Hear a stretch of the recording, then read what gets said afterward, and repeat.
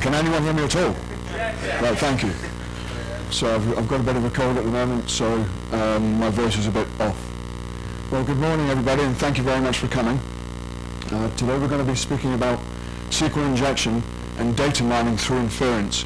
This is it's not a new technique per se, but it's an improvement of a technique that was introduced a few years ago, which obviously we'll discuss.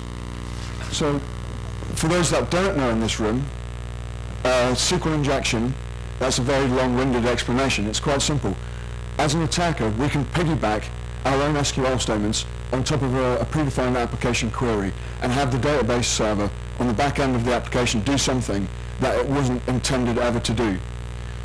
So, needless to say, we can use this to drill for data. We can use it to exploit buffer overflows in the database back end. SQL injection is a major problem. Probably as high risk a problem as a buffer overflow, as far as I'm concerned anyway. So let's go over a quick history of SQL injection because it's interesting reading. On Christmas Day in 1988, FRAC 54 was released, and in that, RFP, one of the that day's good web hackers, Russell Prioni, I can't remember his surname properly, but Rainforest Puppy anyway, released an article called Anti-Web Technology Vulnerabilities, and he talks about hacking via SQL. He doesn't use the term SQL injection specifically, but it's the first foray, it's the first introduction of SQL injection kind of attacks in a public forum, certainly that I know of. I mean, whether RFP actually invented SQL injection or not is another matter. I haven't actually had the opportunity to ask him. After that came an advisory from Alaire, who are owned by Macromedia now, on February 4th, 1999. Basically, the advisory spoke of multiple SQL statements and dynamic queries, the fact that SQL Server would batch SQL queries. What they failed to realize, of course, at that time, was that you could do union selects, and regardless of the fact that batching was allowed in SQL Server, other database servers were just as vulnerable, using union selects and so on.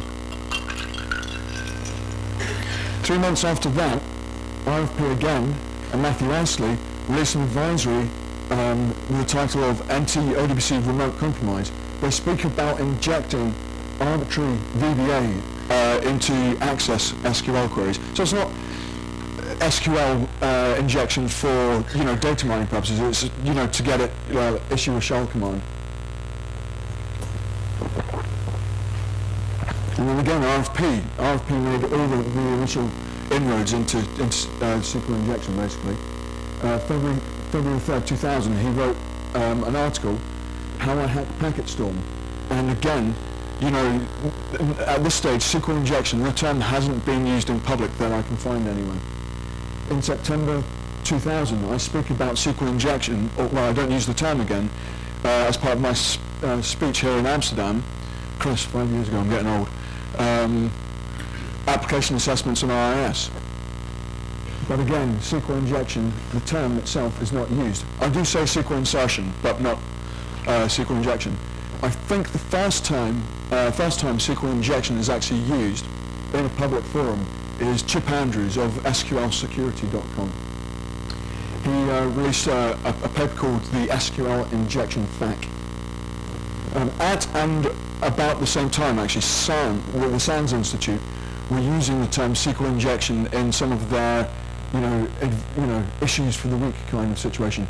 But the earliest one I can find where the term SQL injection is used is after Chip Andrews' paper.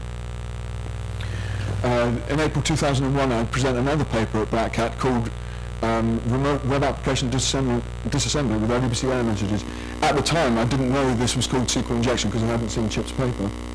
And that's basically the first real effort I made in terms of looking at this, and basically relied on ODBC error messages to work, so it was fairly pants in that respect. In January 2002, Chris Anley releases Advanced SQL Injection, one of the best papers out there. It was the first real paper to analyze SQL injection to any great degree. Well, actually, when I say the first paper, Kevin Spett, 2 days beforehand, released a paper, but I rate Chris Anglers more, not because he works for the same company as me, but because Kevin Spett makes draws some conclusions that are incorrect in his paper. There are some fundamental flaws in Kevin's paper that aren't in Chris's. That's why I've ordered it that way. In June 2002, Chris builds on his paper with more advanced SQL injection, and he introduces a method called using time delays, essentially, whereby we can introduce a delay in the query such that if a given bit within a given byte of a subselect is set to 1, it will wait 5 seconds. If it's set to 0, then it will return immediately. Now, I'm going to build on that. As far as I'm concerned, we infer from the fact that there's a delay that the data is a given number. You know, the bit is set. That to me is inference, and there's so many more interesting ways and easier ways of doing inference attacks than using time delays. Time delays obviously takes time, and to be accurate, you need a longer delay, and the longer the longer the delay, the more time it's going to take. It's funny that Chris didn't think about it at the time, because it's a very easy step forward when you sit down and analyze it. August 2002, Cesar Serrado, is he in here? I saw him earlier on. Is Cesar around? Yeah, he's keeping quiet, or he's in another talk. He releases a paper, an excellent paper, manipulating SQL server using SQL injection. At the same time, he released a tool called Data Thief that basically used the open row set function to get data out. As we'll see later on, that's what I call an out-of-band attack. In early September 2003, Ofer Meyer and Anarchy Schulman released another great paper called Blindfolded SQL Injection. Basically, most other papers have relied on the fact that you could get some kind of useful information back in the SQL injection error, in the error, that you could, then build on that. They basically took a situation whereby you get none of that useful information and, build an attack from there. So working from a blind situation. In late September 2003, Sanctum Inc., another paper by Kevin Spett, they released their take on blind SQL injection. It essentially addressed the same issues, but again, I think the first paper was much more interesting and drills down further. Back at 2004, last year, in Vegas, OX90.org released Squeal, which is now called Absinthe, I believe, and it's a tool for SQL injection. So that's a quick rundown of the history of SQL injection. It's one of those things that everybody knows about, but when you look at, when you're doing an application assessment on the site, probably about 7 times out of 10, if it's feeding into a database, at some point, on some page, it will be vulnerable to SQL injection. Everyone knows about it, yet no one seems to be, that's a hyperbole. Obviously there's people out there who do protect against it and build their application securely, but it's one of those things where people just really haven't cottoned on to the fact yet. So we've been saying it since the year 2000 at least, saying, since RFP's paper, since 1998, you've got to fix this. And 7 years ago, and people still aren't doing this. So anyway, data mining with SQL injection. Data mining, needless to say, is getting data out of the back-end database server with SQL injection. As far as I'm concerned, there are three classes of data mining: in-band, out-of-band, and inference. Inference is what we're going to discuss in depth, but before we do that, let's discuss in-band and out-of-band. So an in-band attack is where data is included in the response from the web server. So that could be in a well-rendered web page. The results. Let's say you have a bookstore, an online bookstore, where you can search for book titles by a given author, you can basically, because it's vulnerable to SQL injection, say, you know, author is through single quote union select, you know, names from usernames from user table kind of thing, and dump people's usernames. So that would be an inbound attack. It's being rendered within the web page. Sometimes you can get the data out via an error message. Sometimes as well, anything included, you know, in the same communication channel between you and the web server, as far as I'm concerned, is an inbound attack. An outbound attack is where data is retrieved using another communication channel, i.e. we could, for example, in Oracle, use the UTI HTTP request function, you know, to select data from a table and then send that back out to us over a given port. One of the useful things with UTI HTTP.request is that we can specify a port. So let's say their firewall has, you know, egress rules that allow, say, outbound SSH connections on port 22. We can get out potentially to our box on port 22 and get data out that way. But it requires a separate communication channel. Again, Open Row Set, which is, you know, runs at the heart of Caesar's data thief. Open Row Set will get a SQL server, a Microsoft SQL server, to connect back out to us on, you know, a database communications channel, say on 1433, TCP 1433, and connect back out. We can use XP_sendmail to email us the data. That's an out-of-band attack. So let's now look at inference attacks. At the core of an inference attack is a question. Is this condition met? If so, do one thing. If the condition is not met, do another. Action, the SQL query will take actions based upon the answer, in other words. If we go back to Chris Anley's time delay that he, you know, introduced in more advanced SQL injection, this is the text of his time delay method. It relies on the fact that SQL Server batches queries. So basically he's declaring a buffer at S. He then selects DB name into that. He then checks basically using the substring function by extracting the first byte and checking the first bit, doing a bitwise AND operation on that to check whether the bit of the first byte of the DB name function result is set or not. By iterating through the bytes and the bits from 1 to 128, we can essentially determine, using this time delay, whether, you know, we can work out what the data is, basically. But obviously there's a couple of problems with this that needs to be improved upon. Firstly, it's a SQL Server attack because it relies on batching. We need to find a way that doesn't rely on batching. Secondly, there are time delays involved, and if you don't want to hang around, then we need to improve that. As a few examples of what we could do as an inference attack, we could, for example, use another time delay mechanism. Or alternatively, we could get the web server to generate a 200 response if the bit's set, or a 500 response if it's not set. Now that's an interesting one we'll look at.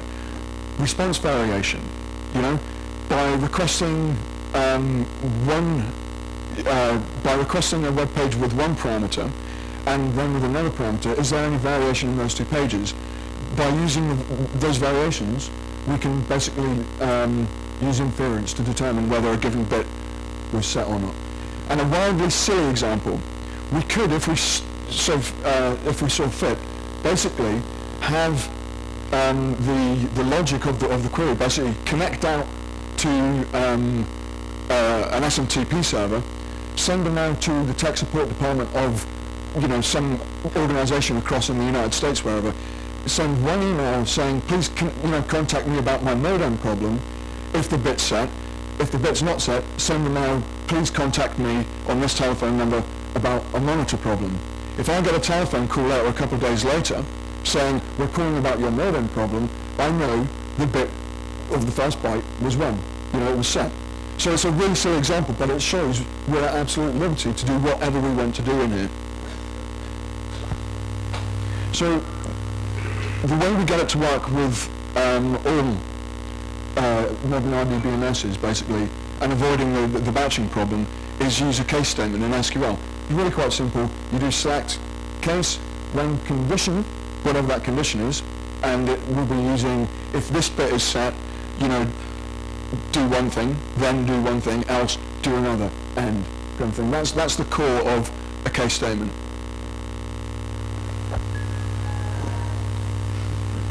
Inference through web server response codes. What we need to do is find a way of generating a query that, when it's compiled, will not generate an error, but will generate an error when the given branch is executed. So, for example, when the condition's met, return 1. If it's not met, do a divide by 0. 1 divided by 0, we all know you can't do that, and that's going to, cause an error, essentially. That will compile fine on everything except MySQL, which we'll get to in a minute.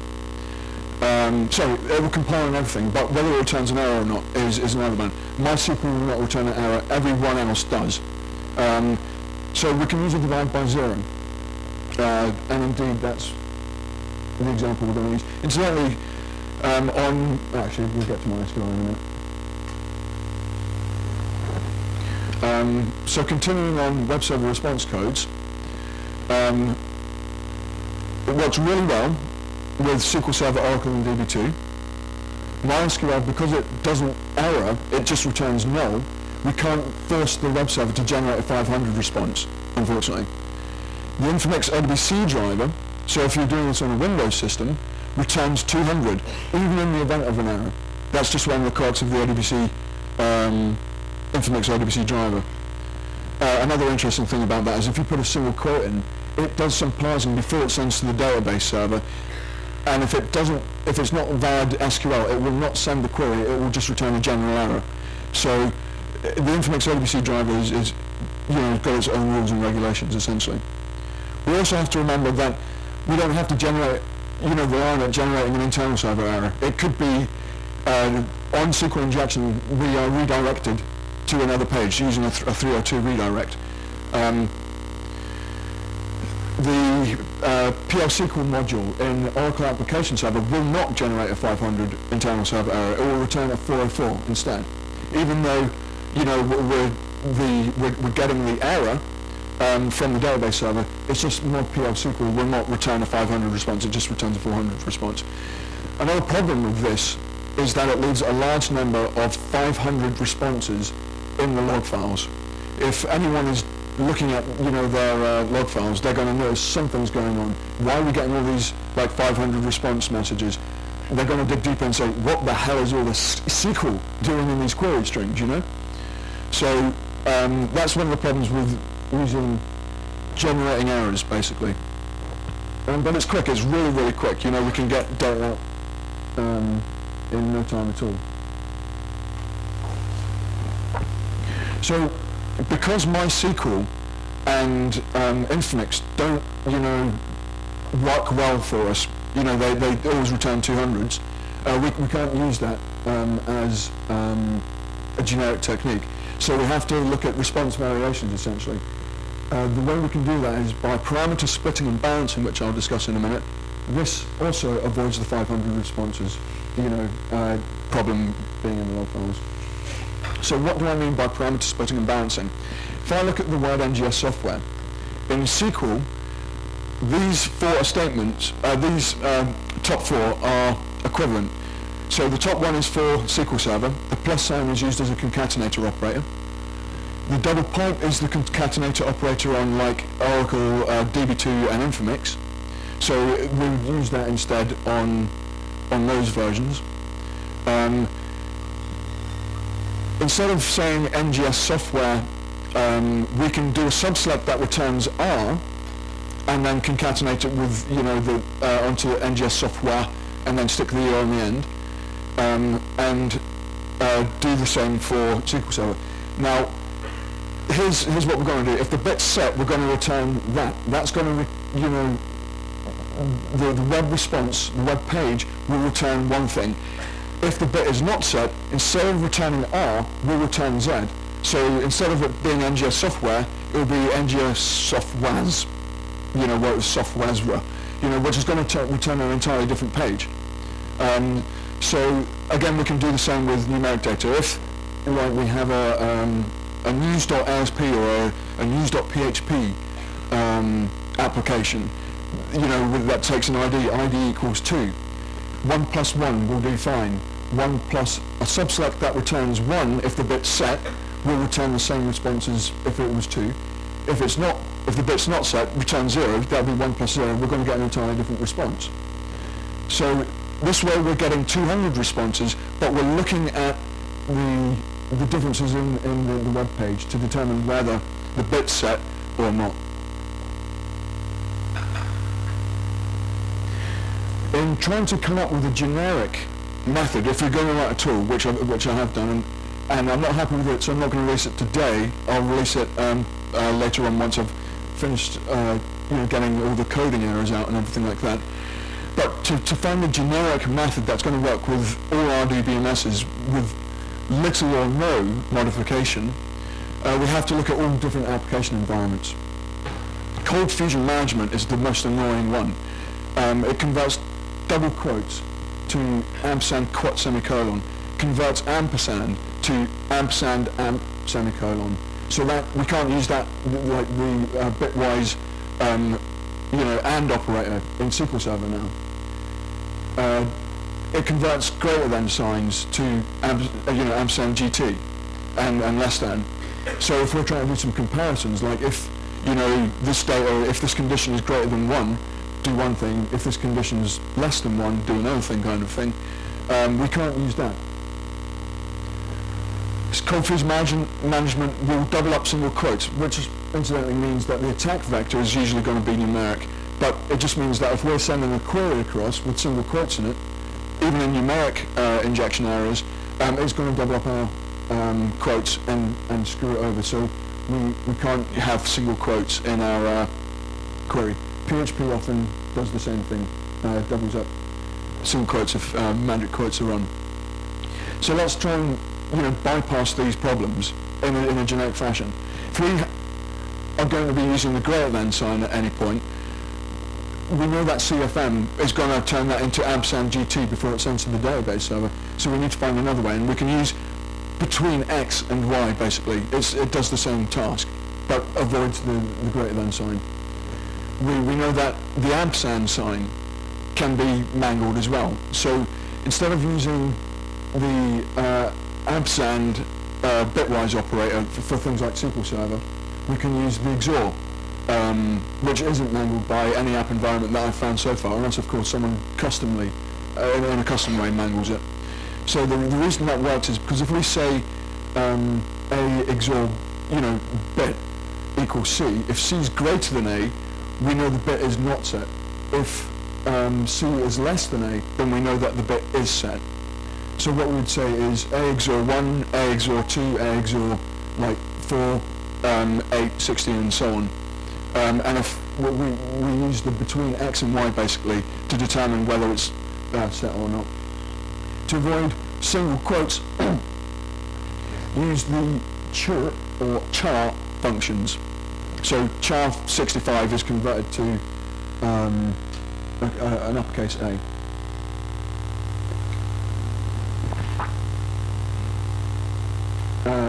Incidentally, Inference doesn't support the. Actually, it doesn't. Yeah, it doesn't support char, and neither does it support the ASCII function as well, which is quite annoying, as we'll see later on. So let's look at some. I'm going to see numeric data. I'll connect that in a minute. So if we're injecting into string data, here's what we would do with SQL Server. Basically what's going on here is we have a subquery. So it could be select ATAT version, which goes in there. The substring function, basically we tell it which byte we're interested in and return only one byte in length. We XOR that with the bit that we're interested in. Then we do, is it between 0 and the same number, so we have to do the same subquery. and return the same value. And then, remember we talked about parameter splitting and balancing. An unknown value, if we want an E returned, then we put in here, what was it, 65, 69, we put in 69 in there. If the bit is set, of course, if the bit is not set, then this char, when divided by 0, is going to execute, which is going to generate our internal server error. And you can see here, we're using the plus as the concatenator operator, and this is the single quote, and we need to close it up at the other end as well.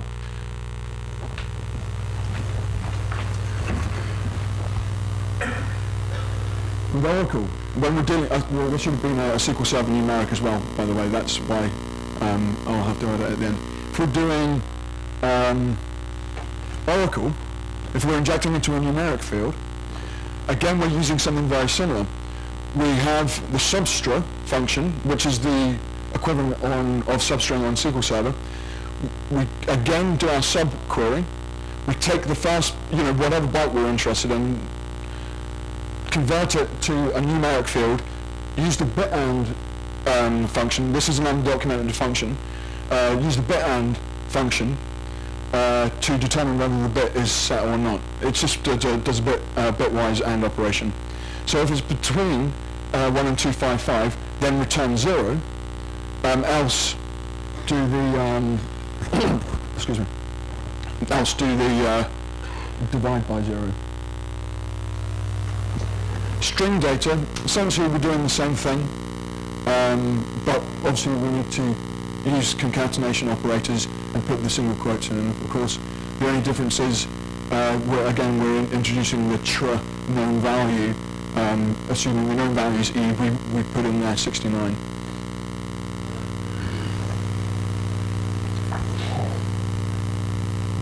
With MySQL, we're going to have to, because we can't get it to generate an error. Well, actually, no, we can, but it relies on having the file privilege. And if you've got the file privilege, you can do much more interesting things, And generally, you don't have it in a well, a semi-secured app. You're not going to have the file privilege. But essentially, what you do is, use a file on any of the file functions that doesn't exist. At compile time, that goes through fine, but because the file doesn't exist, that's going to generate an error on execution time. But working on the assumption that we do not have access to any of the file functions, we use page variation responses here. And again, it's very similar. We use the substring function, the ASCII function, using the XOR operator here, do the same thing. It's the same technique basically, with slight variations. String data again. Here's an interesting one for you. The plus operator doesn't work in the same way as it does on SQL Server. If I say plus 0 on a string, it will return all record sets. And if I say plus 1, it returns no record sets. So I think it's doing some kind of evaluation of, is it true or not? So it will be like select star from table where 1 equals 1. Well, that's true, so it returns everything. Select star from table where 1 equals 0 is false, so nothing's returned. I think it's working on that principle. I haven't actually looked at the source code to work out what's going on. You don't really need to know as far as this is concerned. All we need to know is that's how it, that's how it works. So with string data, we just, add 0 to the end of it. If the bit's set, if it's not set, add 1. And we check whether a record set is returned or not. Now, Inference. Remember I said that it doesn't support the ASCII function. The ASCII function is available in most RDBMSs, and basically it takes a character and converts it to its decimal equivalent. Because it doesn't support it, we have to do, our own version in line of an ASCII statement. We have to check, the number and, the letter, and basically say, if it matches this, give me back, 69, and then inject that into the rest of your query, and so on. What I find interesting is that Inference supports the bit val function, something as deep and interesting as manipulating bits, but it doesn't support something as simple as a tr or an ASCII function. And again, it uses the double pipes concatenator as opposed to plus. So I'm going to show you this in operation. I just need to switch computers now.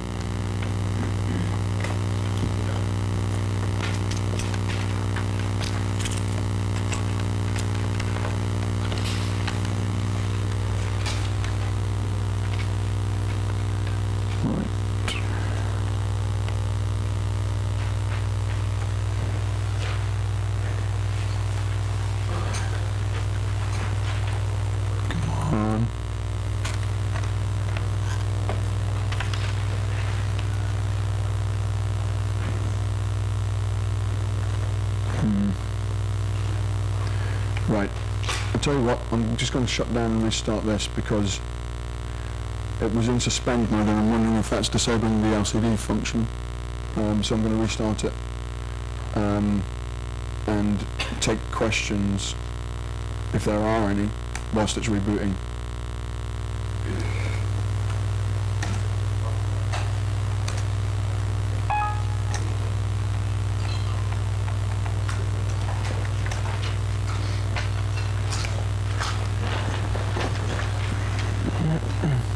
So are there any excuse me, are there any questions at this stage of the game whilst I'm waiting on this rebooting?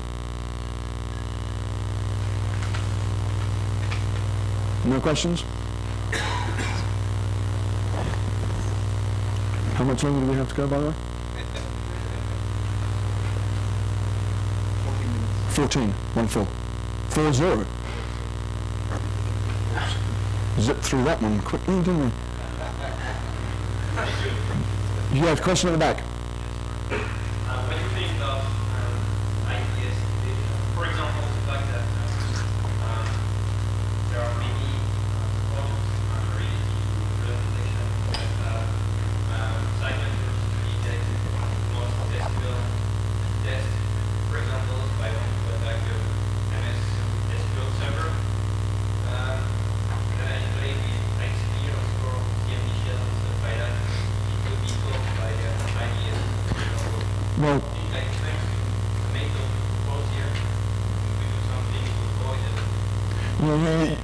yeah, you can. Yeah, right. Let's say you're looking for the string. I'll just in case people didn't hear the question. It's essentially. Actually, if I heard the question, I'm sure everyone else heard the question. That's silly. If you're also looking for the string XP_CMD shell and relying on that, then yeah, it's going on. Because if we're executing arbitrary SQL, we can execute arbitrary TSQL, and I can encode in any way I see fit, in an infinite number of ways, the word XP_CMD shell. I can say XOR it with 67, and then subtract from each byte of the string the number 10 and do X, Y, and Z. Then we're left with XP_CMD shell as our final result, which we can then just embed within an exec statement kind of thing. Remember, that's we're dealing with a programmable system here, unfortunately. It depends on what keywords are being looked for as well. If you're looking for select, then you can potentially encode it in certain ways. Or if you're looking for a single quote, I'm just trying to think I've got a good example of this. A single quote can be encoded in a number of different ways. For example, %27, %U0027, %FF, %UFF, I think is converted to a single quote. %U2B something or other is converted to a single quote. So if your IDS system isn't looking for all those kind of variations, then that's going to get through. In Perva, wrote a really good paper on, well, in response to Mr. K. Mahunki, I think his name is, for an Indian company. He wrote a paper on, IDS signatures for SQL injection, and in response to that, Imperva wrote a paper saying it's folly to even attempt to do so. So that's a good authoritative paper to read on that.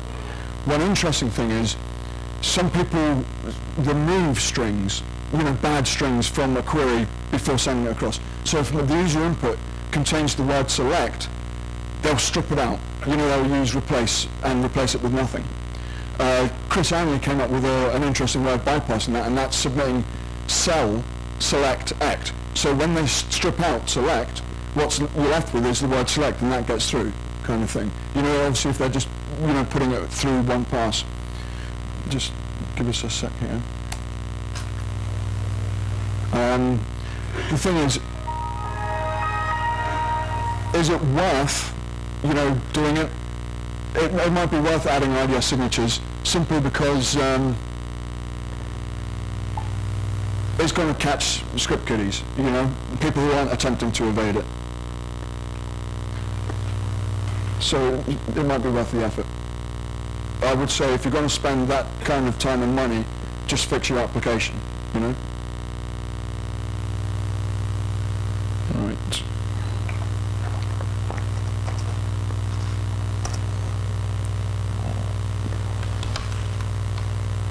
Just need to change the screen size.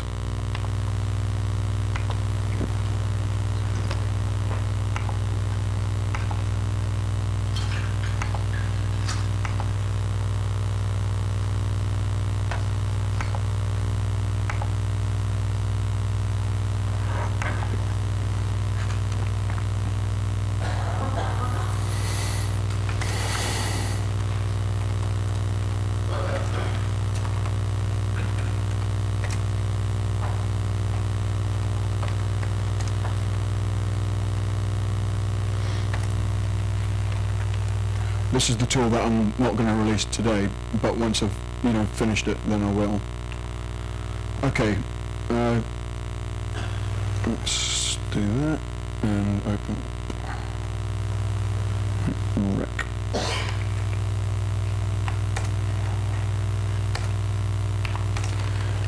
So this basically here, let me increase the font size.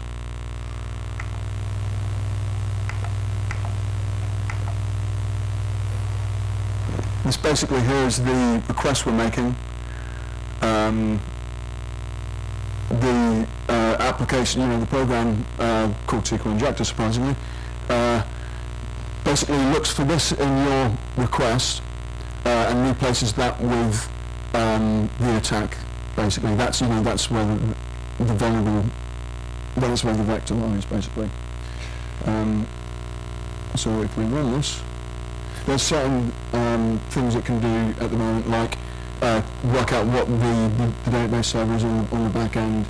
You would specify -A, which stands for action, as database, and it'll go out and look for what kind of database is.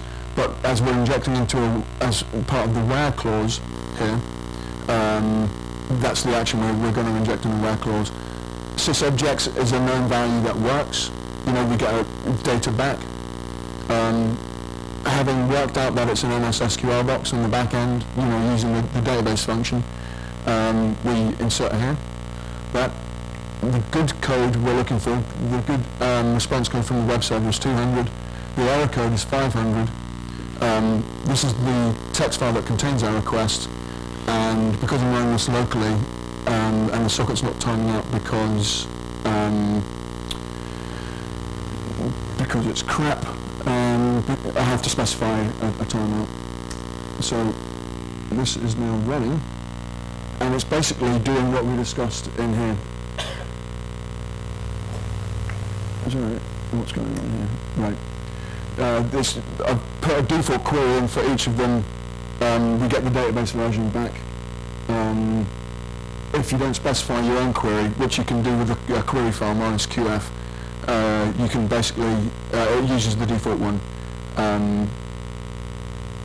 So it's just banging away. For each byte, we have to make 8 requests, essentially, working on the assumption that we're not just dealing with ASCII data. We're assuming that one of the bytes might have the most significant bit set. We have to request the 8th, bit, essentially. If we can guarantee that the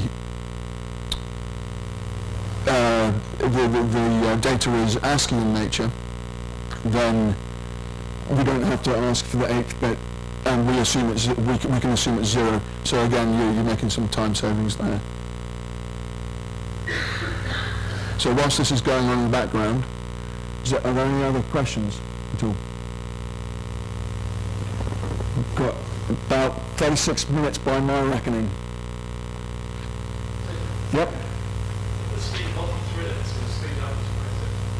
Having had this conversation with you before, yes, but thank you for the question. Yeah, it can be speeded up. One of the things with time delays is by making multiple requests in a multi-threaded situation, you can actually be causing delays simply because of the load. Because we're not waiting on any time delays,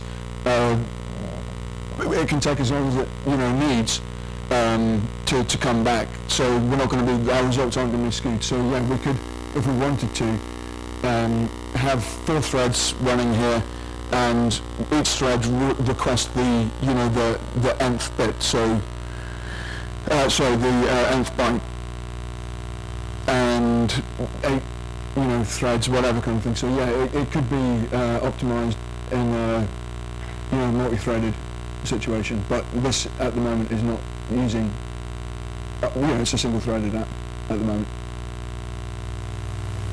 You got another good question, Gunther? You mentioned that it's looks like single quotes and breakdown side inverted with their original equivalents. Yeah. If you did exactly the same thing for the plus and the pipe, would that be enough to stop using that? No. Well, it would stop them as they currently are, but instead of using like the pipe, you could possibly use like the concat function kind of thing. So again, I mean, I haven't sat down and run it out, but I'm sure that given enough time, you could work out a way of doing it. I mean, as it happens, you're having to encode the plus anyway as %2b, because the web server will treat a plus sign obviously as a space. And that will be converted to a space as part of the query. So if you mean plus, as an addition operator, then you send that across as plus %2b anyway. And the same with an equal sign. If there's an equal sign in there, then convert that to %3d as well, and so on. But yeah, so it's an interesting question. If we take all text, whether or grammatical text, and convert it to its like HTML friendly equivalent, would it stop it? Probably. Who knows? I don't have an answer. It sounds like it will, but then you could possibly bypass it. Sure. Since we've got a bit of time, are there any sort of intrusion detection sort of systems that are being developed or that are already there to help pick up on these sorts of types of attacks? Well, there are. Whether they're any good at it is another question. I don't think database IPS is robust enough to stop a determined wily attacker at this stage of the game. To be honest though, the best IPS you can get for a database server is stick some kind of middleware in front and put business logic on there, and the business logic says, this is the queries we run, and people can insert, using bind variables, this is what people can do. To me, that is the best kind of IPS you can get. It's like they can't access the database server directly, they have to go through this app, which we know is not vulnerable to SQL injection because we're using bind variables. They can't run a query, an arbitrary query like select star from DBA users, because the business logic doesn't do that. There's nothing in the business logic that does such a query, you know? So to me, that's the best kind of IPS system for database servers. Just stick business logic in front of it and force everyone to go through that logic. Has there been prevalence of internal users trying these sorts of attacks on internal databases? Well, internal attackers can usually get direct access to the database anyway and don't have to do this. This might be useful in terms of anonymizing it and going through the account defined on the application, you know. But then again, you rarely hear of insider attacks because they're always covered up or they're not even discovered, you know. So I've got no data either way on that, unfortunately.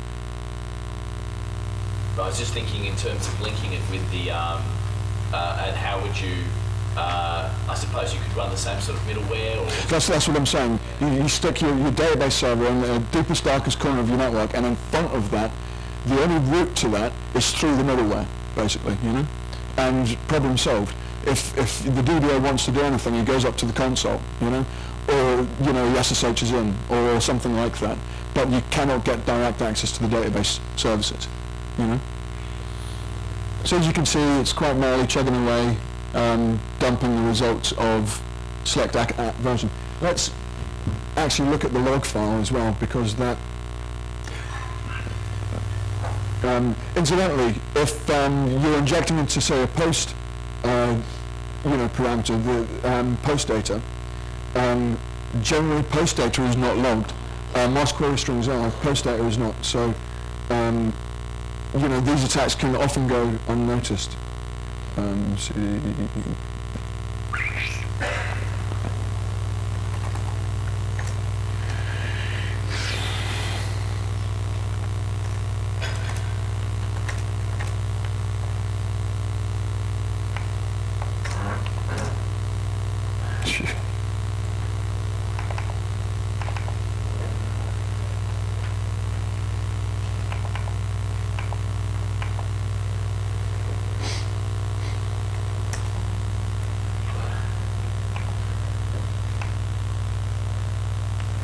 So as you can see, we're not actually generating, logging the query string here. It's not logged by default. But you can see all these 500, 200 responses. So if you're seeing something like this, in log files, you've got to question what the hell is going on here, Look at the timestamps. Same request, different responses.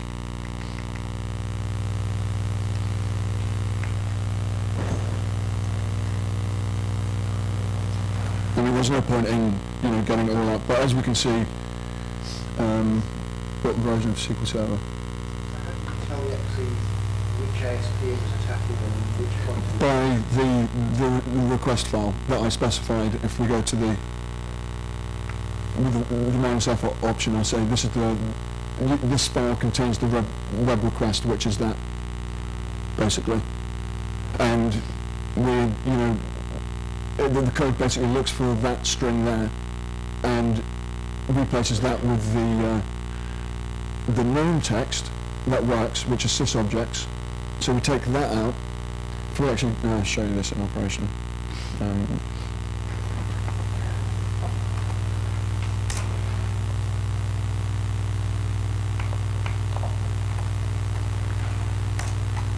So all that's doing is doing select name from sysobjects where name equals user input. So going back to what I was saying earlier, I could go %2b, single quote here, and it still returns. So that's essentially what I'm doing here. I take this file here, replace that with replace that with sysobjects, and then split the word sysobjects here and put in my subquery, and if the bit's set, return S, If the bit is not set, return like char1 divided by 0. That's causing the internal server error. So that's all we're doing essentially with that. We read that pressing the known text and then inject into that. Sure. Here you're assuming that you're going to get like a 500 server error. Have you thought about like any like? Well, I'm not assuming that. What I'm doing is, having hacked the application around, I know that if I put in do X, Y, and Z, I can generate an internal server error. If I was screwing around with this and I saw that it was redirecting me to like another page, instead of doing 500, I would put EC equals 302. Whatever I mean, sometimes, depending upon the application, the error code is 200, and you have to put that in, you know? So you're not assuming that it is, you know it is, you know, there's a subtle difference. So, Well, does that, you just answered my question. Because Right. I was about to say like when I. right, Okay, yeah. thank you. So, as there's no more questions, I think we'll give you guys an extended break. Oh, so one more question at the back? Can you run through a sample attack that just to make sure I'm understanding exactly the attack you're going to walk down? Okay. Right, so here's a, I don't think you guys can probably read that at the back. So what it says is HTTP 127.0.0.1 URL SQL server object.asp question mark object equals user input. If I put a single quote in here, I'm getting the page cannot be displayed, unclosed quotation mark before the character string, sys object, quote, quote, kind of thing. So I know this app is vulnerable to SQL injection. Assuming I didn't get that nice error message, I just got, there was a problem, please contact the system administrator. I'm going to probe and say, well, why is it doing that? So I'm going to say, like, well, I know sysobjects detects sysobjects in the data. So if I go sys, take off the s off the end and go sysobject t, it returns nothing. So I'm then going to go %2b, plus in other words, and stick s on the end. So that if it's SQL injection, that is going to be, if I'm injecting into SQL, that will be executed as the concatenation operator, and add the s onto the end of sysobject and return data. So I now know that's vulnerable to SQL injection. And to work out whether it's an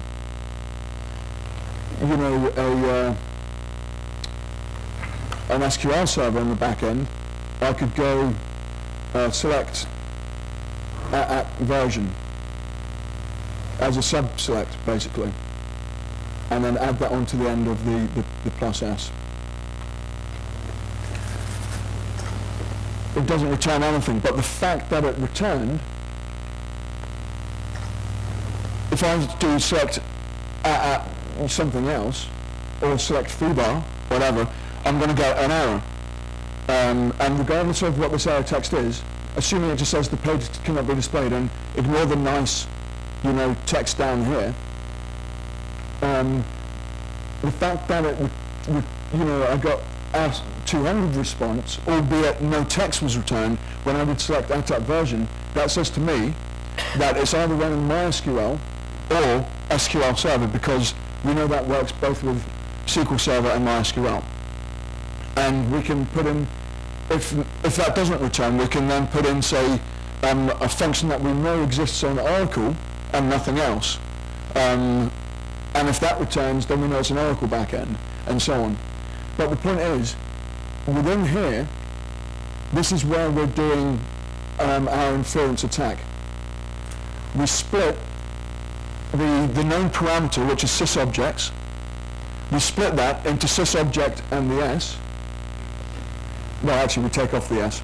We split it into sysobject and a subquery that has a case statement in it, and it will return the s if the bit is set, and it will return a divide by 0 if the bit's not set.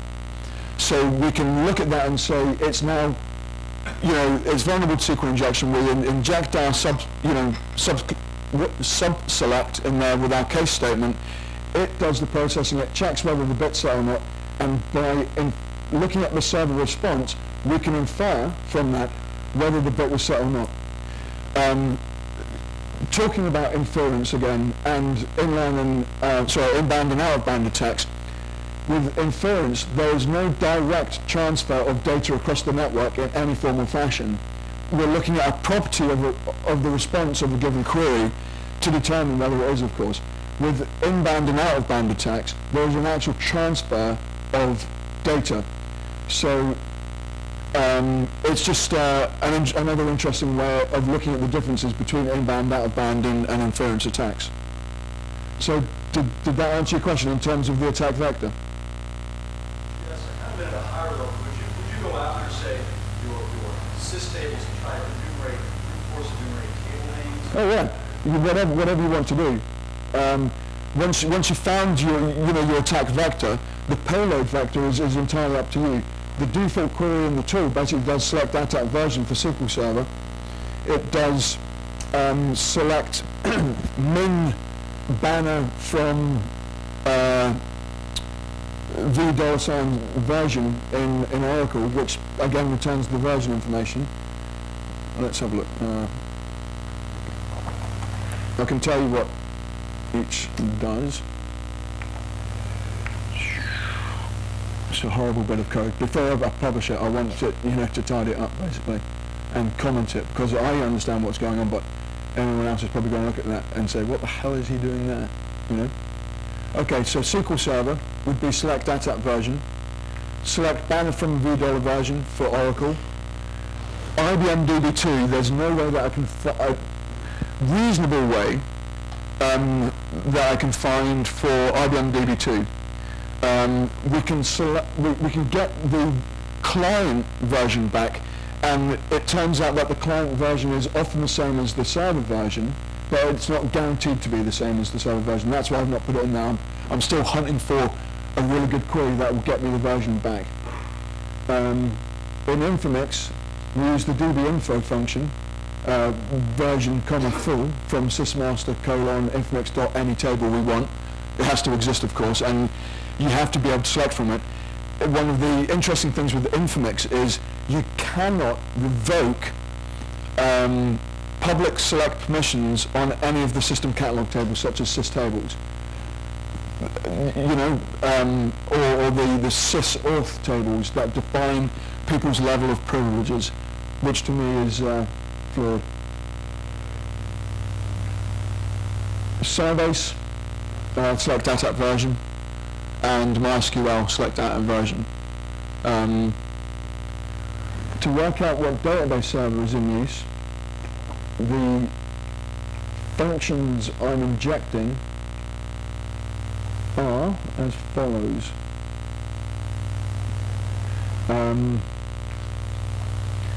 If it's Microsoft SQL Server and we're dealing with numeric data, ATAP packets received minus ATAP packet received,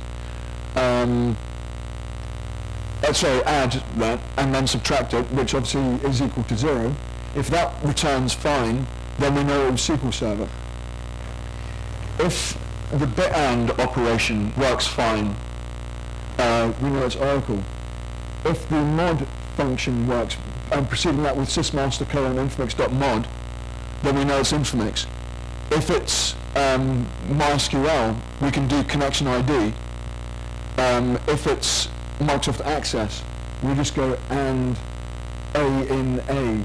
That's doesn't work. None of these work on any of the others, so we can use that to determine the back-end database server. If it's string data we're injecting into, the DB name function we inject if it's Microsoft SQL Server. Sys.database name, if it's Oracle, concat, again proceeding with sysmaster : infomix if it's Infomix, convert the connection ID to character if it's MySQL, and again the access query, which really isn't that interesting. But by injecting these in and making no assumptions about the back end, we look at the responses, and the one which returns a 200 response, or the one that returns us the response we expect when we're not causing an error or whatever, that's the one that's the database server that it's running. So we can work out very easily what it's, running. Okay. Any more questions? John Hughesman at the back there, is that your hand up? Gareth, is that your hand up? Let me down. Okay, cool. Well, thank you very much, everybody, for coming. I hope this has been useful.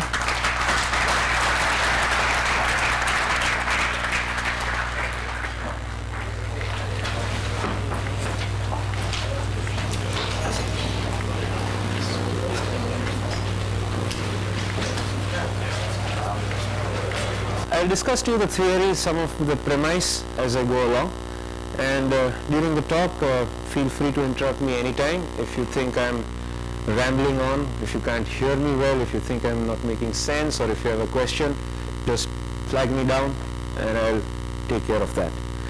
Okay, so we shall go ahead. The purpose of this talk, as I mentioned, is to illustrate the limitations of automated assessment tools. I mean, don't take this talk as a complete diss on automated assessment tools. They have their value, but they don't have as much value as their commercial vendors claim it to be. You don't click go and it's going to analyze your website completely and give you a fancy report with all the flaws. I mean, just like you can't be a penetration testing company by just clicking Nessus and handing out Nessus reports, although there are many companies who do that. But this is just to illustrate the same thing. I mean, we can keep on arguing to people and shoving them theory, but what I decided is, let's put it into practice. Let's create a website or a web application as a challenge. Okay, if your crawler can successfully crawl and assess this website, you're good. But most likely I've not seen any crawler that does it so far. Of course, I mean, next year maybe there's something else, It's security is a cat and mouse game. You keep on being one step ahead. So that's the purpose, is to illustrate the limitations of automated assessment tools. Also identify some new areas of research, and sometime later on in the talk I'll make a shameless pitch for collaboration, because I am seeking people who can help me in putting more energy into this tool. And with this work, I also want to give some insight to web application developers, what they can do to fortify some applications. So that's the whole game of the talk. So now let me talk a little bit about what automated web assessment is. When we built crawlers and spiders and app testers, most of the commercial and non-commercial automated assessment tools will do the following. I mean, they will test the web server, try to identify what web server it is. I wrote a tool called HTTP print which does that without looking at server banner strings. I mean, that used to be a part of my talks last year. Once you identify the web server, you acquired the target, then what you do is you crawl the web application. You just take the beginning page, spider through all the links, go recursively, keep on fetching links and get all sorts of data back, analyze the responses, analyze the headers, analyze the content, cut up the content, start taking regular expressions from the content, try to make sense, match it with your signatures, match it with your fingerprints, match it with whatever you have in the backend. You classify the resources gathered in this manner. Some spiders are nice enough to draw you big colored maps with lines and graphs and 3D rendering and whatnot. You can do that as well. You map the application. Then the most important point is try to identify all the attack points. Figure out what are the different interfaces of the web application, where are the possibly weak areas, and try to automatically exploit those.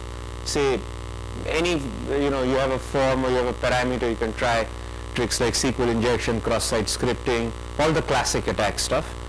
The tool also tries to identify authentication points. That is, if you have a form or some point which accepts credentials, typically users and passwords, then you try a brute force against that. And tomorrow my friend Roloff will show you a tool called Crowbar which does that. So you can go ahead, try to brute force accounts, get in. Then comes the actual task of performing the attacks. Once you've identified the attack points, you launch some automated attacks, exploits against it. You get back all the results, then you compile into a big report. Nice PDF report or HTML with XSLT and whatever fancy stuff you have these days. And then you say, hand it to your client, you're done. So that is what automated web assessment does. Now if we look inside, how are these crawlers and testing tools implemented? We've written two of them, and we've written two of the fastest and the best. So I can give you all the insight, what it takes to write a proper crawler, what do crawlers do inside. The testing logic entirely depends upon HTTP responses and HTTP response codes. I mean, at a minimum, if you know that everybody in the world is nice and decent and follows the HTTP RFC very nicely, for every resource not found, you will get a 404 back. For every server error, you will get a 500 error code back. For every resource that exists, you'll get a 200 back, and so on. So the first primitive assumption is send a request, check for the response. If it exists, it does not exist, it caused an error, and then determine what it was. Now we all know that these responses can be easily customized, and hardly anybody follows the HTTP RFC completely to the T. The first and the most easiest thing to do to throw crawlers for a toss is to just make every response come back as 200 OK. An error response, a not existent response, anything comes back as 200 OK.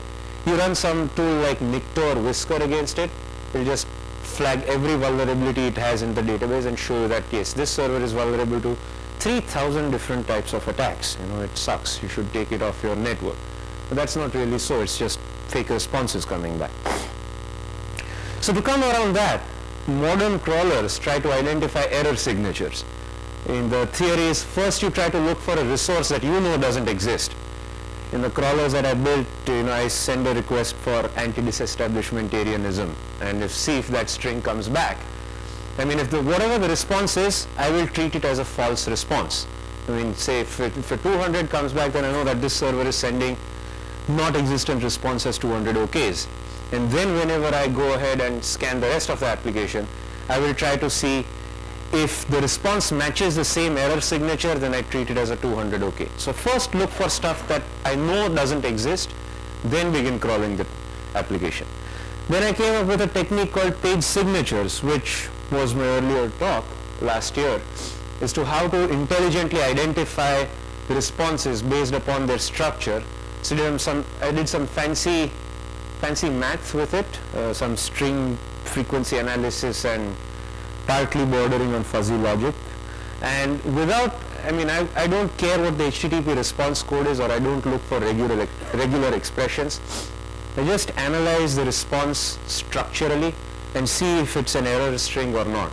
Somewhat like, pattern matching or image recognition type of stuff, but on text strings. So that is what the page signatures did. That gave a lot of accuracy to crawlers. So yeah, like I said, error signatures work on the principle of sending a request for a non-existent page, you record the signature, you send a malformed request, you get whatever error response you have, and you proceed with crawling by identifying signatures from the responses and not really looking at the response codes. Now how do you eliminate false positives? How do you eliminate false positives when you're looking at results? False positives is what's going to kill your testing or really make your testing succeed. If your report has a lot of false positives, then why did you even bother doing the automated test? You should have done it manually anyway. So to compare and eliminate false positives, you have 4 different methods. You typically look at error signatures and throw away any responses that match the error signature. You compare strings, and if you find that certain error codes or certain error strings appear within the response, you throw those away. You can compare regular expressions, and sometimes you can use fuzzy logic. You have a threshold defined that any signatures below this threshold are telltale signs of an error, and any signatures above this threshold are valid responses. So you have some sort of false positive eliminator built into a crawler as well. So now actually let us look at what a crawler really is. To understand, if you want to defeat a crawler, you have to understand completely what crawlers do inside and out. So a crawler or any automated assessment tool is a functional HTTP client first. It does send HTTP requests, does receive HTTP responses, and has the ability to parse the HTTP responses as well. As far as behavior goes, a crawler should mimic the browser as far as possible. I mean, the only other thing a browser does is render things in a visual form and let users fill out inputs graphically, let users point and click and things like that. But inside, the engine is still, form a request, receive a reply, interpret and render the response.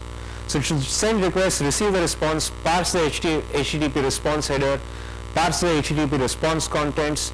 It should then sift through the HTML that was received as a response. It should also recover from any malformed HTML errors, especially sites which are generated in front page. They suck because all the HTML is broken, but somehow IE, being the broken browser, always renders a broken HTML. So your crawler will try to, even if you have a simple page with 5 lines in front page, you'll notice that the HTML content is rarely below 100 kilobytes. There'll be like some non-broken spaces and some TD divs and fonts and all sorts of crap injected in the HTML. To let a crawler make sense of that is sometimes front page pages are a good candidate test for crawlers. Found a way of getting around those is there's a project called HTML Tidy written by the W3C consortium. What you do is you just take all the HTML, pass it through HTML Tidy, and then put it into a DOM renderer and then start taking the tags out of it. That you can get around front page crap, you can get around broken tags crap using HTML Tidy. It's a pretty neat trick if you want to use it. So anyway, this is what a crawler is. Now let's really see what are the different ways that you can defeat a crawler. So the first question that we have to ask is, for anything looking from the web server's perspective, any request that we see coming in, I mean, is it really coming from a browser or is it really coming from a crawler? So we want to identify, is this request being sent by a human sitting on a browser, or is this request being sent by a trained monkey or a crawler? So far, crawlers have become very smart. They've overcome lots of hurdles, but I mean, there's an end to smartness at the automatic level. The premise of this whole discussion is this one sentence, that humans and crawlers use a web application in different ways. And if you are a web server and a human is navigating through the web application through a browser, the usage pattern generated will be much different than how crawlers will tackle navigating through a web application. Humans will inherently use some smartness, no matter how stupid they are. But crawlers will do everything completely mechanically. I mean, if you sometimes look at an access log and sort it chronologically, you can find out that, oh wow, the average rate of requests is like 3 per second. That's damn fast. It's a really quick human who can read and click excessively fast. No, that's not really true. Then if you look at usage patterns in a log, you'll find out that if it's a crawler, it will do something like depth first search or breadth first search. Very systematic, very mechanical. There will be no deviations to a path taken. It will just follow everything given to it, first come first served, put it in a queue, then start tackling the rest of it and then empty the queue back. Sometimes if you're a human, you just you visually recognize what are the important areas, like whoever clicks on an about us or contact the company page, the first things that you do is you go through the bulk of the area first and then you look at the peripheral stuff. So usage patterns, usage paths, usage times, all these things differ.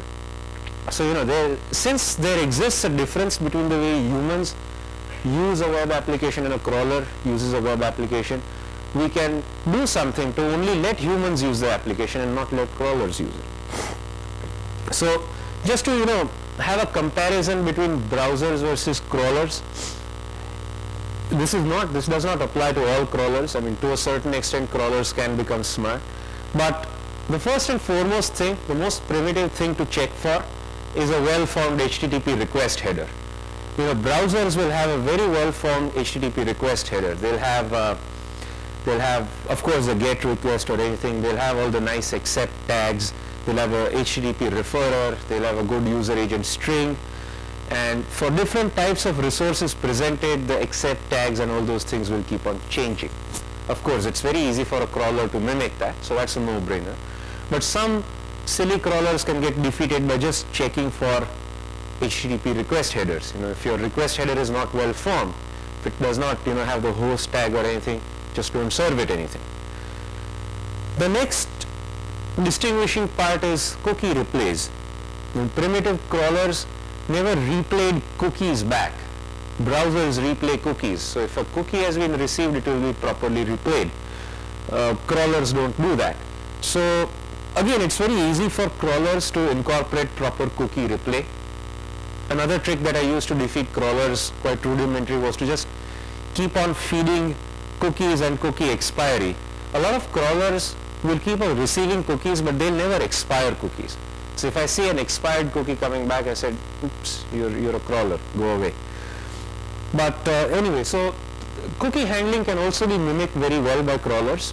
So that does not constitute a full test. The third trick to try to throw crawlers off guard is forced HTTP compression. Most modern browsers, modern meaning the Mozillas and the IE 4.5 plus browsers, the Gecko browsers, and even the the Conqueror based browsers, the KDE core, WebKit core based browsers, they all have inbuilt gzip decoding capabilities.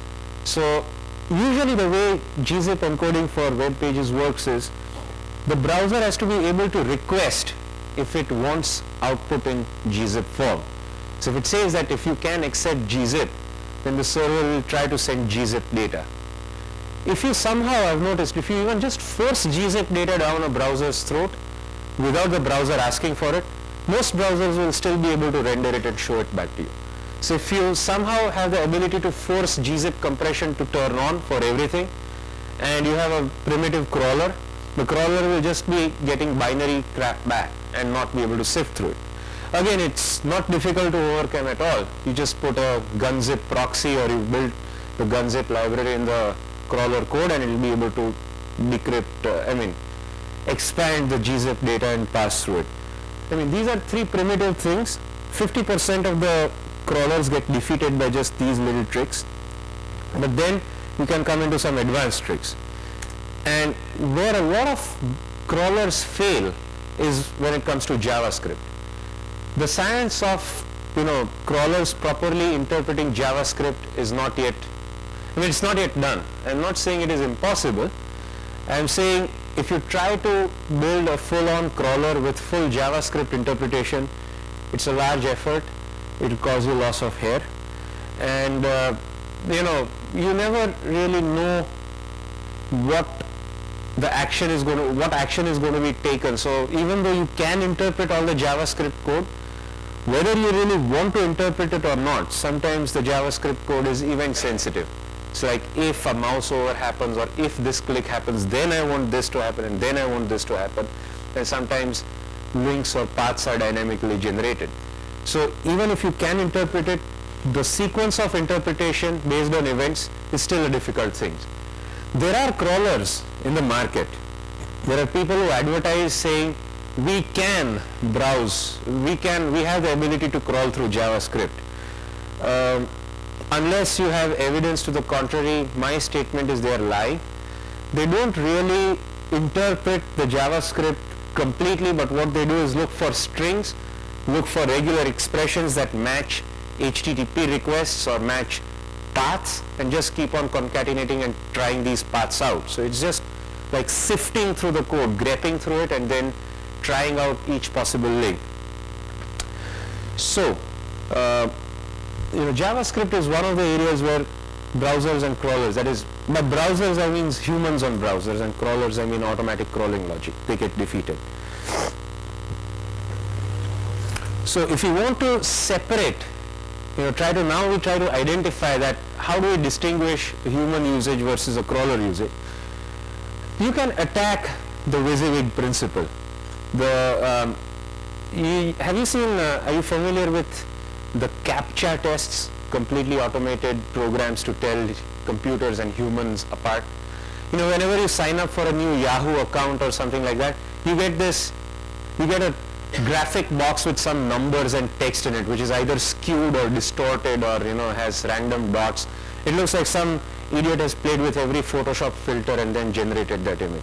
That's a CAPTCHA test, because optical character readers, the crawlers will not be able to know what that string is in the box, but humans have an ability to visually overcome errors. So if you can read that, no matter if the letters are written in this way or the letters are written in that way, you can still type that string out and you'll succeed. So unless you give the correct string, you can't go forward. That's a CAPTCHA test. We can implement some CAPTCHA principles in our web application. It would actually be stupid for every click to have a CAPTCHA test on it. So like, yeah, if you want to log in, you have this, enter this number. If you want to see a report, you enter that number. That's painful. People can't use your web app. Of course, it will prevent a crawler from going through it completely, but that's not something that we can do. So we can use certain other principles.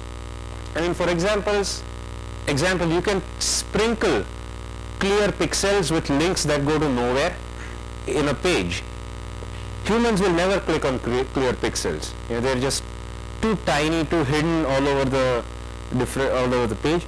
If perchance, you know, somebody is just moving the mouse in sleep and falls on the click button and it hits that clear pixel, your probabilities are coming very close to plane crashes, earthquakes and tsunamis. And if that happens, just tell them, okay, please reset and do it again. You know, don't bother about tracking all that. But I mean, if developers still believe that hidden fields are secure, then you can very well assume that people won't click on clear pixels. So one of the things you can do is inject clear pixels on your page and see if something clicks it, then you can be sure that this is not a human. It's like a burglar alarm or a booby trap. I mean, this button is not supposed to be clicked. So if you came clicking on it, you're not supposed to do that. So you throw now. So that's what that's one way to separate a human from a crawler. A crawler will never know better between is this a real button to click or is this a clear pixel to click. And they'll click on everything that they see. So you trap them right there. Secondly, while browsing a site or while using an application, humans don't cause a lot of errors. Crawlers do, because crawlers sort of bumble around the application. They make requests, they don't care about errors being generated. But while crawling or while analyzing an application, crawlers make a lot of errors. You know, they will report you stuff that succeeded, but in doing that, a lot of errors will be generated. Whenever a human browses through a site, they do not generate many errors. Sometimes errors will be generated inadvertently if, you know, there's a broken link and the site administrator has not fixed it, or it's few and far in between. The error rate is very, very low. So if you can sort of count how many errors were made by a particular connection, we can identify, is this a crawler or is this a human? And then, you know, humans have the ability of visually recognizing an error situation. Like, say if you return a message which has, you know, it has a sign and it's saying, you know, this area is broken, currently under construction, but the HTTP response code is 200 OK. A crawler won't know any better. Crawler will think this is a valid page, but when we see that response in a browser, we know that this is an error. So you can try to trick crawlers and humans in visual recognition of an error. Crawlers can fail all these tests. So now, if we come up with ways to bog down crawlers, you know, how do we now try to defeat the crawlers? One of the ways to do it is to have random error responses, never the same error response every time. So every 404 will contain something unique and something different. So even if you look for an error signature, you're never going to get that error back. So, I mean, good luck, keep on looking. It's going to be a randomly generated error message every time. So now you don't know what your real positive is and what your real negative is. It will cause a lot of false positives in error identification. I mean, if you want to be really smart and generate random error responses, you can keep altering the HTML structure. You can use dictionary words. I use words like /etc/password or ODBC error. So, spice up the error responses as well. So guys will think, wow, I'm finding some real cool stuff here. So I'm going to build up a big report of all sorts of strings that I found. Like, wow, it was possible to recover the etc password file through this type of an attack. It was an error, I'm sorry. And you have custom error handlers. What you do is you map your custom error handler to such a program which generates random errors. And most of the web servers allow you to do this. So the whole idea is you want to make the crawler crawl through errors. You want to drag its nose through all that junk. And then, you end up with so many errors, never give the crawler any proper response. Crawler keeps on generating like 80,000 links found in this application until it dies out of memory or whatnot. Just when I finish up these slides, I'll give you a demo of all the stuff that I've done. It's pretty interesting. It defeated all the crawlers that I wrote, and I have yet to see a commercial crawler pass this test. The other thing that you can do is you can generate random hyperlinks, that is links that go to nowhere, and you have these hyperlinks generated in these error responses. If you're a human, you will see that something is wrong, you'll never click on these. But if it's a crawler, you get an error, there are more links in that response. So you follow all these other links which will generate more errors, and ad infinitum. You just get a whole lot of error messages, and the crawler has spent all the 4 or 5 hours crawling through error messages, generating a report, whereas the real page has been just left away. So sometimes you can be mean and throw up non-existing error conditions saying, unclose quotation mark in this line, this blah blah blah .asp, ODBC error with SQL OLEDB driver. Crawler will say, yep, I found a SQL injection over here. You throw up non-existent HTML forms, the crawler will try to fill it in and try to brute force and waste more time. So this was some of the theory and the premise behind defeating crawlers. What I want to introduce you now is a tool called PHP Guard that I've written. It's a PHP based crawler defeating mechanism. It's PHP code that you include and drop it into your application. You rewrite a little bit of your application to incorporate PHP Guard, and then try to force a crawler to go through this and see what happens. But before I begin showing you PHP Guard, are there any questions at this point or any comments? Yes. This mechanism basically kills off crawlers. Does it also kill off web search spiders? Interesting question. Question was, this mechanism kills off crawlers. Now, does this mechanism also kill off web search spiders? Yes, it has the potential to completely kill off web search spiders. We must distinguish what we're trying to protect versus what we're trying to let a search engine pick up.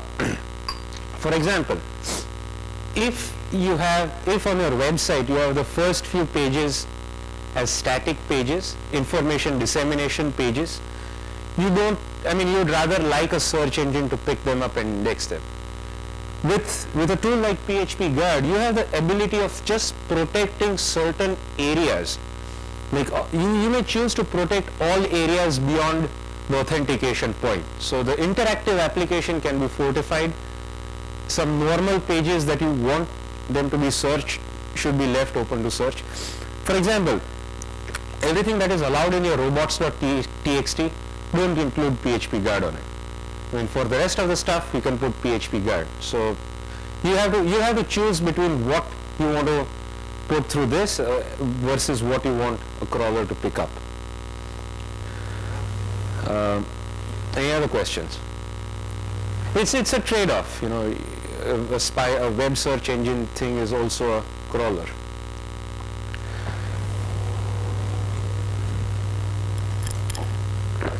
Okay, let me go into PHP Guard.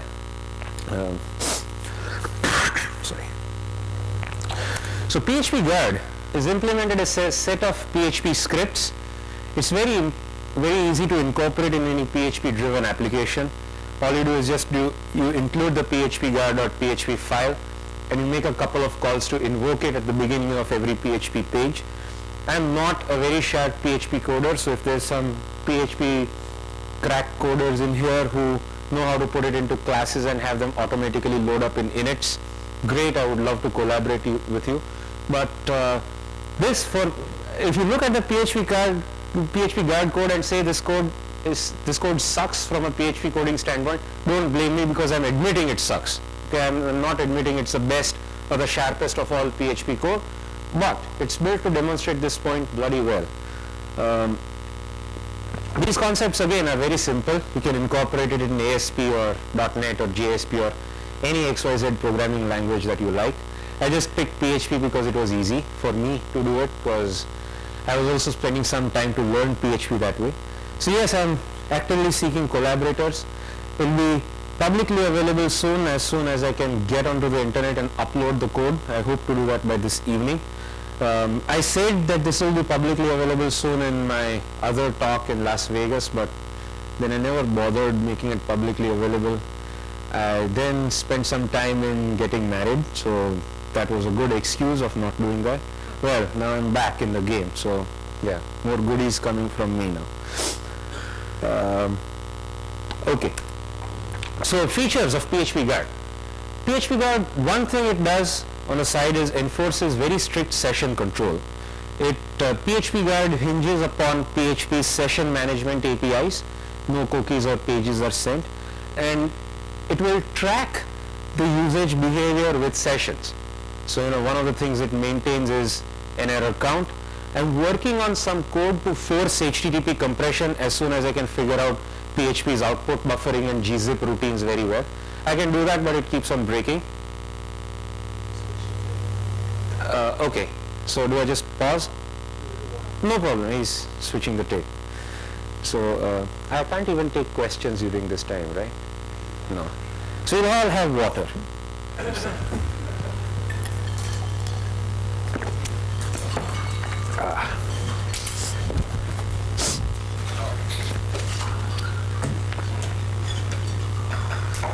Yes. I do have a question. What about the performance, about the what performance we get after? I mean, like if you have something